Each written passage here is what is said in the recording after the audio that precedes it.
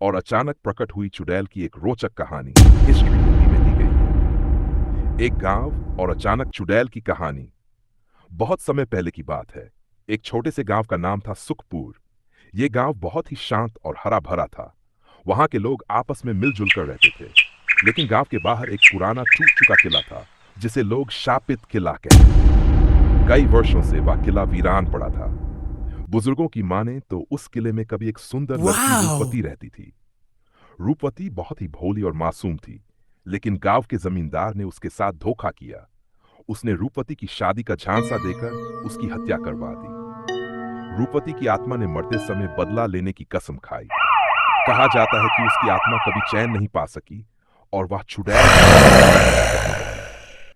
अचानक चुड़ैल का आतंक कई साल बीत गए। लोग उस किले के पास जाना भूल चुके थे। लेकिन एक दिन गांव में अजीब घटनाएं होने लगीं। रात के समय बच्चों के रोने की आवाज, खेतों में अजीब साए और अचानक गाय भैंसों का बीमार पड़ना। गांव के लोगों ने देखा कि एक सफेद कपड़ों में लिपटी औरत लंबे बालों के साथ रात के समय गांव में घूमती है।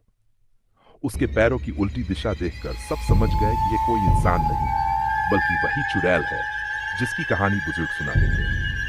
गांव वालों ने क्या किया? गांव के बुजुर्गों ने सबको इकट्ठा किया। एक तांत्रिक को बुलाया गया, जिसने पूजा पाठ और हवन किया। किले में जाकर रूपवती की आत्मा को शांति देने के लिए दीपक जलाया गया और प्रार्थना की गई। कहते हैं जब से ये पूजा हुई, गांव में शांति लौट आई। पर आज भी जब अमावस्या की रात होती है, लोग उस किले की ओर नहीं जाते, क्योंकि चुड़ैल की आत्मा कभी कभी वहां नजर आ जाती है।